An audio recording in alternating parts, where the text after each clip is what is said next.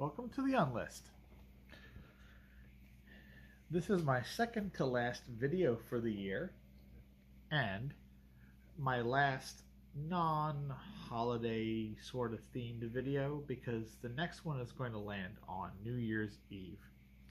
Don't know how many of you are going to be watching my content on New Year's Eve, sort of the same roll of the dice as with my previous Christmas Eve video, but we'll see. Maybe some of you tune in or watch it after. Doesn't matter to me. This video, though, appears on a normal day.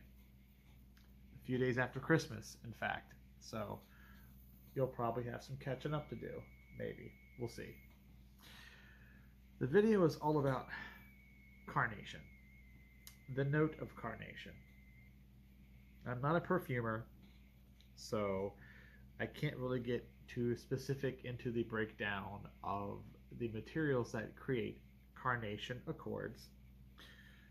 Suffice to say that we don't go out and tincture or macerate Carnation petals into Carnation oil.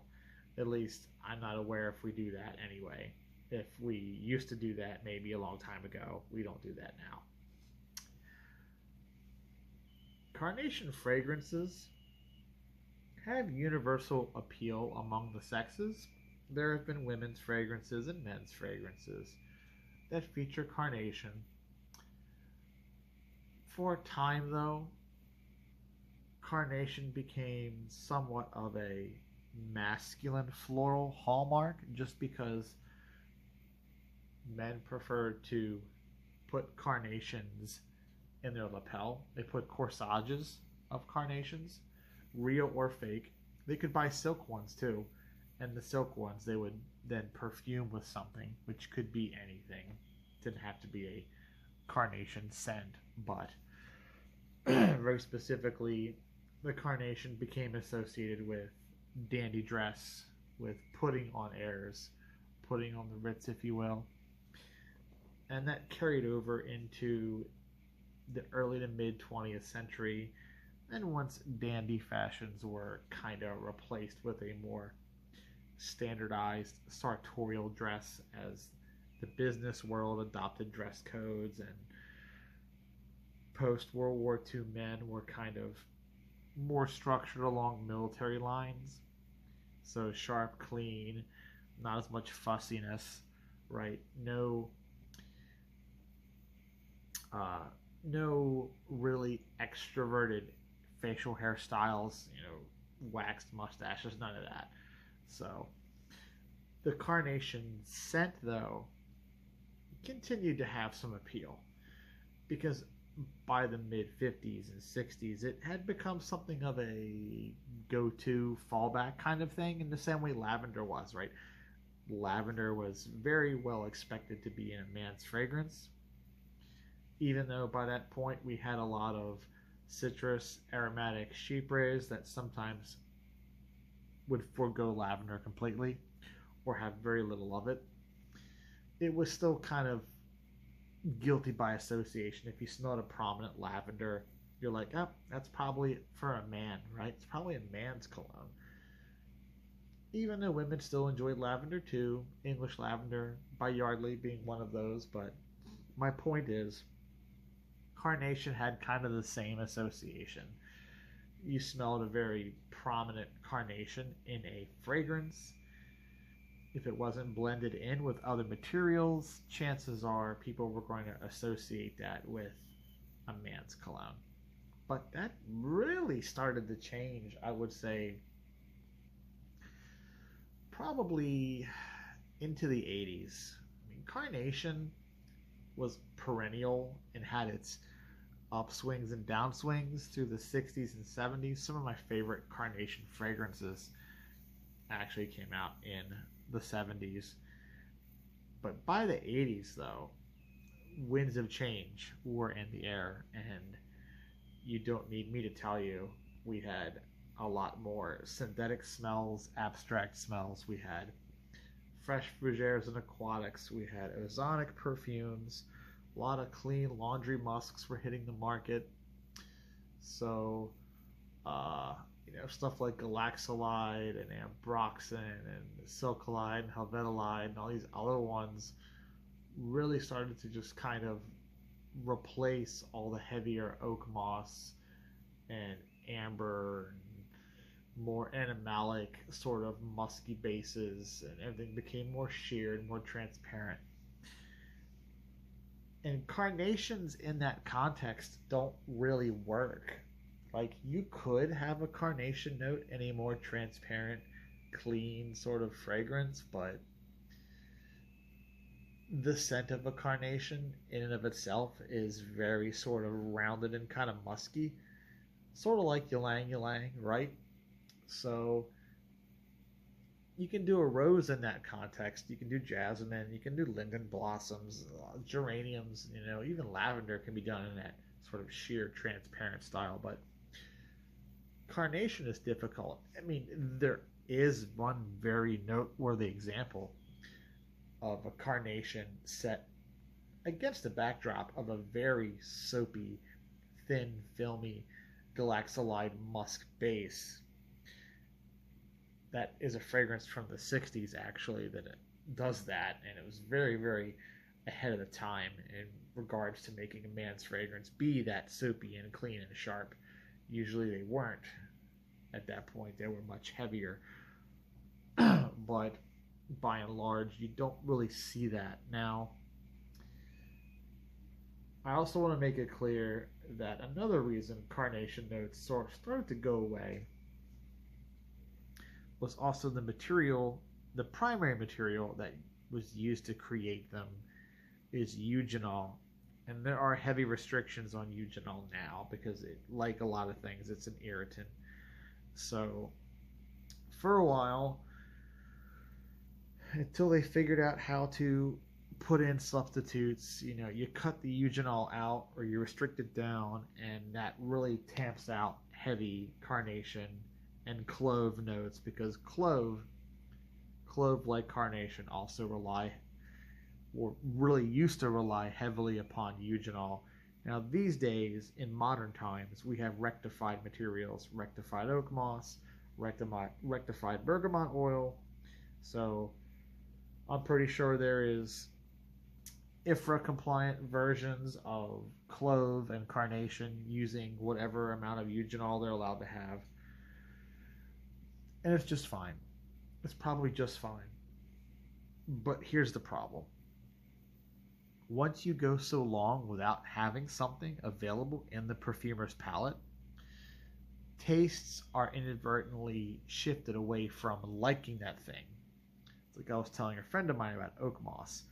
We can have as mossy of perfumes as we want now. We've got all of the technologically advanced oak moss replacers and rectified zero atronol actual oak moss with no atronol in it. Don't ask me how they did that, but we could make stuff that smells just like Arte Capucci, like original Polo, all that stuff.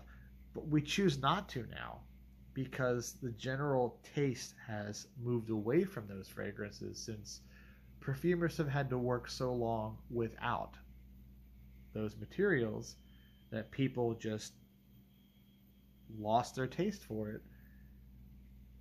It's not like you're going to find really strong oak moss perfumes anymore in mainstream spaces because they just couldn't make them for a long time. Now that they can, it's like, well, there's no market for it. Clove has started to kind of creep back in, but carnation, not really, And just, I don't think a lot of modern men who get dressed up and go out put flowers in their suits anymore. They don't do that. They'll have their little pocket squares and such, but they're not really doing that full dandy effect anymore. They're not walking with canes, okay, big stovepipe hats. They're not looking like they're in Regency times, okay? They're not dressed like that anymore. Doing the whole collars that come up like this. There's a chance it could come back. I mean, everything comes back sooner or later, but I highly doubt it. So, in any case,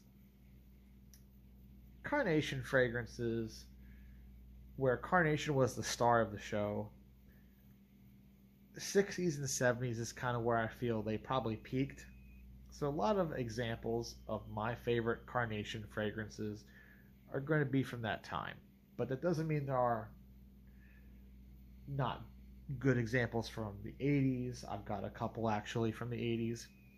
Um, and of course, niche and artisanal brands, which, especially with indies and artisanal perfumers, they're not really beholden to metrics of sales figures and marketing and all that other garbage. So they can do what they want. So you might find more interesting Carnation options in the indie scene. I know Il Profumo had a Carnation fragrance for a while. Not sure if it's still around, but it existed, and that's fairly recently. Uh, but yeah, likewise, you're just not really too likely to come across one. So, without further ado, let's talk about some of my favorite Carnation perfumes. I think my ultimate favorite one, the one that I wear more than any other,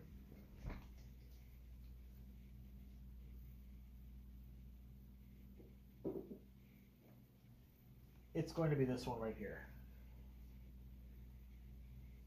Let me see, where are we? Nope, that's not it. That's not it. I wish I knew where my bottles were a little better, so I didn't have to do this on camera, but such as it is. Ah, here it is. Here it is. Yeah, surprise, surprise. I don't have the location of every single bottle in my collection memorized. I have to search through my perfumes sometimes to find where I'm looking for. If it wastes time on camera, can't be helped. This is it, though. Monsieur Musk, originally released by Houbigant, 1973. Eventually, Houbigant would be parted out. Some of the fragrances would go to Dana, this one included. Some of the others would stay with Houbigant, who would then restructure under new ownership and relaunch. But this particular bottle I own is a really early Dana example when they were called New Dana. New Dana existed in the 90s as an arm of New Renaissance Cosmetics, which went bankrupt in 1999, I believe, or 2000, which then they got bought by someone else and restructured again into Dana Classic. I can't vouch for anything made in the 21st century. I could only vouch for the 20th century bottles, which is what this is. And it's just a very nice, soapy Carnation musk fragrance, and it uses a little bit of civet, but it also has tonka tone as well. So it's not real tonka musk, obviously. So it's got some tonka tone and some civet in there, possibly civitone. Don't look like it's real civet. Not in a drugstore brand, possibly. I mean, who knows? This was the 70s, 73. But it's a different kind of musk. It's not the same as your big, heavy tonka tone Jovans or your Codys. The big, furry, woolly musk that those have is this big, what I call brown musks. Those big, heavy brown musks from the 70s. Your Chrysler Cordoba musks. This is not that. This is almost kind of reminds me of an old bar of Caress soap, which they don't make unfortunately anymore. I mean, Caress exists, but the original pink soap does not exist. But the original pink bar of Caress soap had a very strong carnation note, which had musks underneath of it, musky carnation. And this kind of reminds me of that. And this was sold to men. Men were expected to wear this, right? Which is kind of weird when you consider that the soap that I was quoting, that old Caress soap, typically was enjoyed by women. But in 73, if you were a guy putting on the Ritz, you didn't want to be a pimp, all right? You didn't want to be a back alley man. Wanted to be a little more fancy with your little wingtips. I guess, and your car jacket or whatever with the button ups. Be a little more fancy.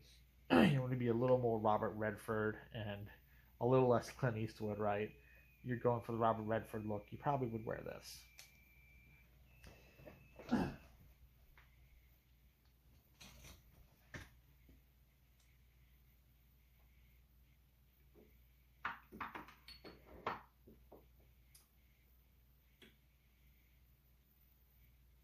Another Carnation fragrance that I really enjoy. I wouldn't know if it's necessarily my favorite. I mean, I wear a lot of it, but I don't know if it's up there with the Monsieur Houbigan. The Monsieur Musk is really up there. And it's this one from 1985. Told you I'd have an 80s example for you. Now I've got a bigger bottle of this with no cap, but I wanted to show you the cap, so I broke out the smaller one.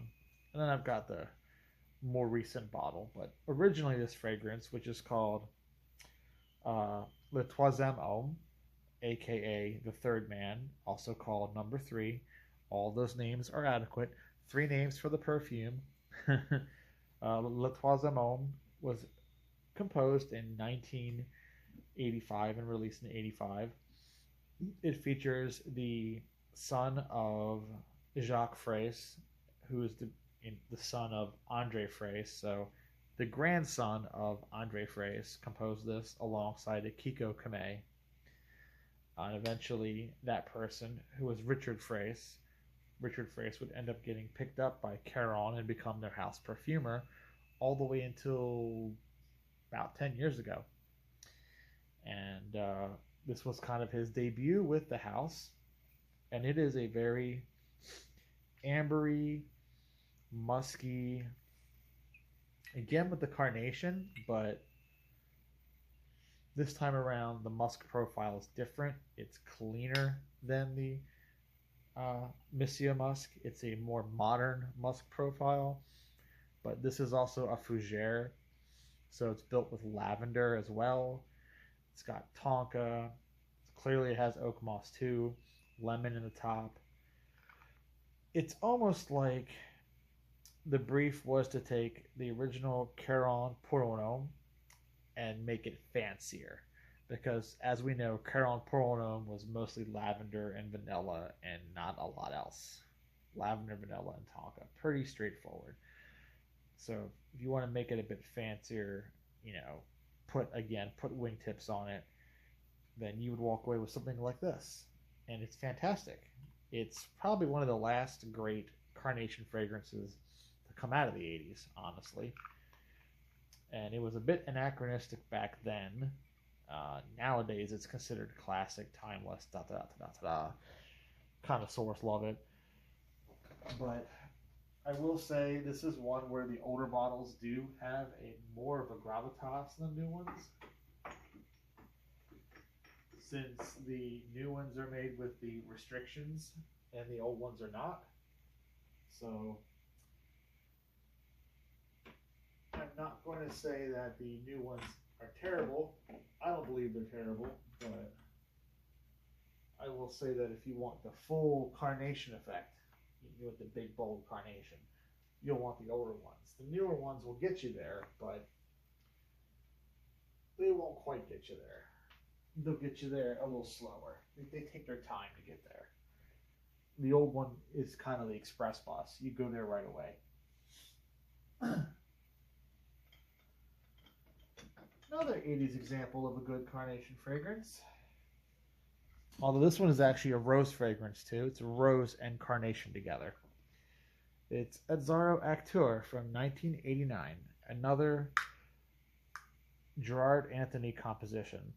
Just like Balenciaga Pour Homme, which I mentioned in my previous video, Gerard Anthony, unsung perfumer. He made a full-blown rose leather fragrance here. This is full Turkish rose jam, sweet Turkish rose jam with a thin layer of oak moss and pyrrolone in the base, lemon up top, and Carnation mixing with the rose. So It is roses and carnations. It is about as like just full blown culture club. Frankie Goes to Hollywood, soft sell. You really have to be secure in your manhood to wear this. Otherwise, you're going to spray this on and you're going to feel like you're in a Dead or Alive video stuck with Pete Burns dancing with an eye patch. It's what you're going to feel like when you wear this, which I vibe with that.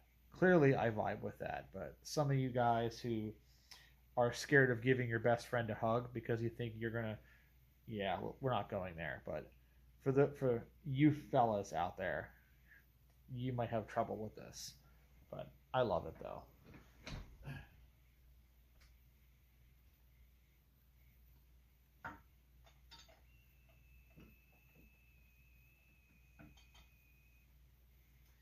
Now we will talk about this guy right here. This is a really old one. This one's from 1932, I believe. It could be 31. 31 or 32. But it is a Fragonard fragrance. I don't have many of those. Discontinued. But it is Zizanie, previously known as Zizanie de Fragonard. This bottle was produced and sold under license through Jovan. There was a period where Jovan was actually selling this in the United States because Fragonard wanted to really capture the interest in powdery floral things that were coming back in vogue in the 60s, thanks to like Brut being powdery and clean. Even though it was a fougere with lavender, there was just a sort of men were heading back into powdery things again. It didn't last very long. It wasn't a trend that really stuck around long because once, stuff like, Paco Rabanne took over, things got soapier and more lathery again. But there was a brief, like, dandy resurgence because Royal Copenhagen was part of it.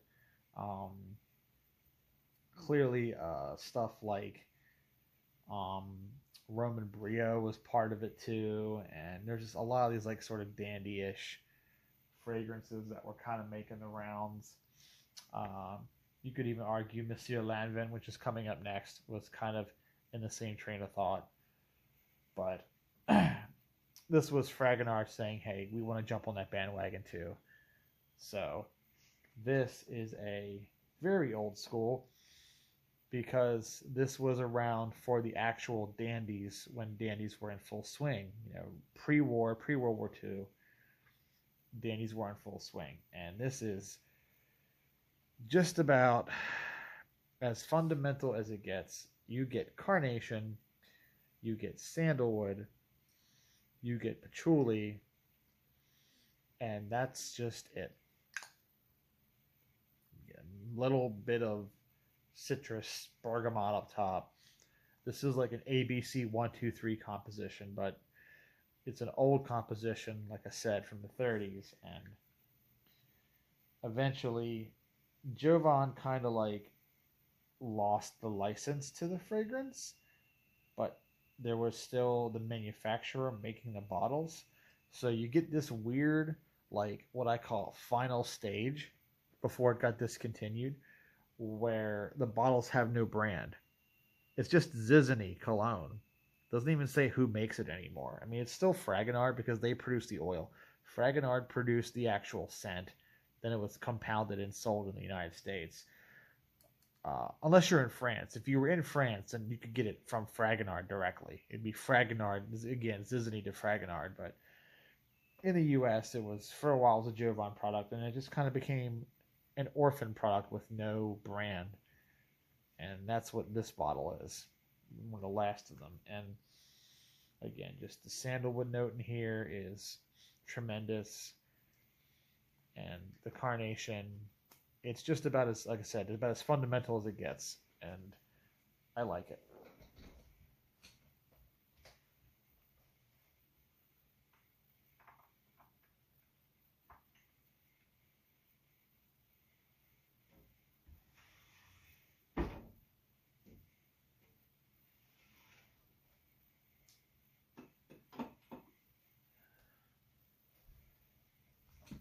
Now we are talking about this one from 1964. This is Monsieur Lanvin. We're moving from one phrase to another phrase because, as I mentioned, Richard Phrase made the third man for Caron, and his father, Jacques Phrase, made this for Lanvin because Jacques Phrase took over for Andre Phrase, his father, Richard's grandfather, and he produced perfumes for Lanvin in the 60s and 70s, although the 60s and 70s into the 80s were really dark times for Lanvin because they ended up being purchased by Charles of the Ritz, and well, Charles of the Ritz was really floundering in those years, and the only thing keeping them afloat was YSL. I mean, Yves Saint Laurent had a deal with them too, and everyone bought Koros and everyone bought, opium and stuff like that. But beyond that cash cow that was YSL, they weren't doing so great. So many of their other brands suffered, and Lanvin was one of them, which they really had no business trying to handle Lanvin, and it's a very historic, storied old perfumer, designer going back to the 1800s. Perfumes in 1924, starting with My Sin and an Arpège and all that other stuff.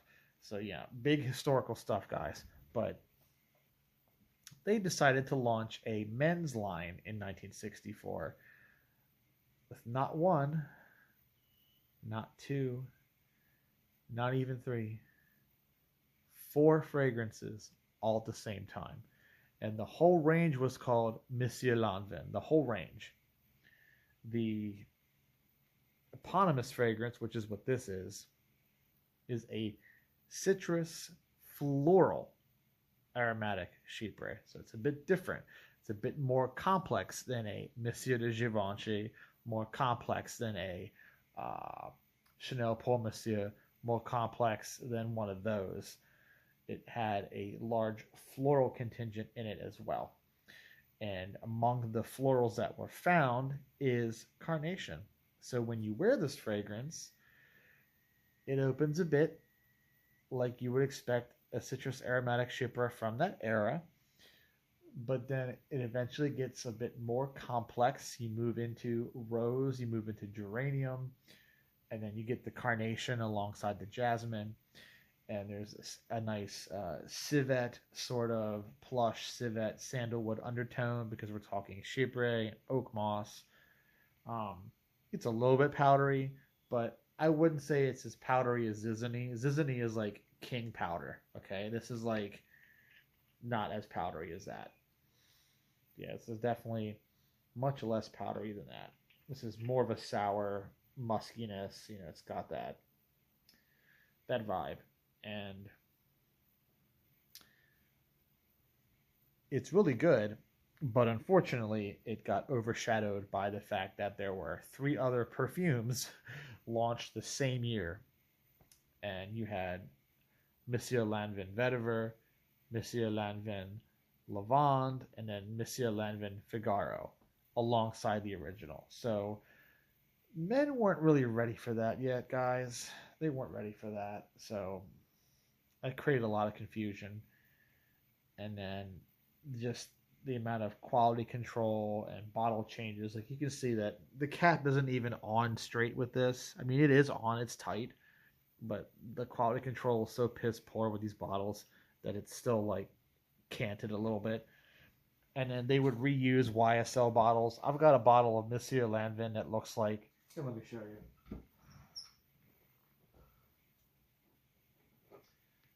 Got a bottle of Monsieur Lanvin from the last era, right before it got discontinued. They basically just reused the YSL Pour Homme bottle. They just changed the cap so it doesn't have a YSL on it, but it's literally the YSL Pour Homme bottle, but it's Monsieur Lanvin. So they were really struggling. Oh yeah, and the cap is crooked on that too. It's a little bit crooked as well. Again, just the really poor quality control. there's a reason why YSL was trying to get out of their deal with them. Ultimately, they bought them to get out of their deal. They're like, well, we can't escape you, so we're going to own you now. And that really caused the death of Charles of the Ritz, and also eventually the death of YSL Perfumes too.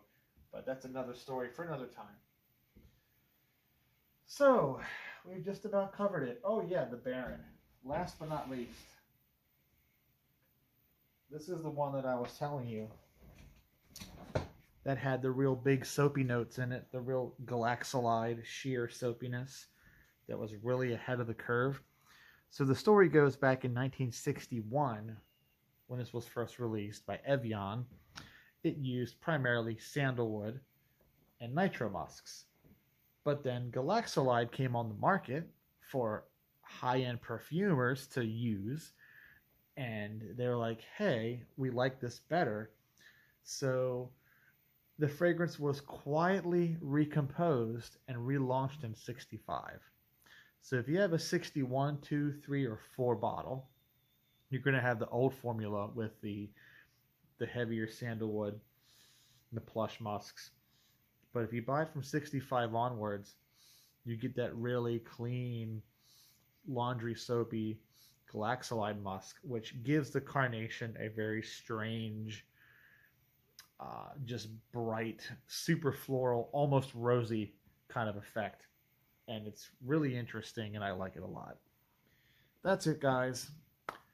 My video on Carnation. Hopefully you enjoyed it. Let me know your favorites in the comments below. Catch you.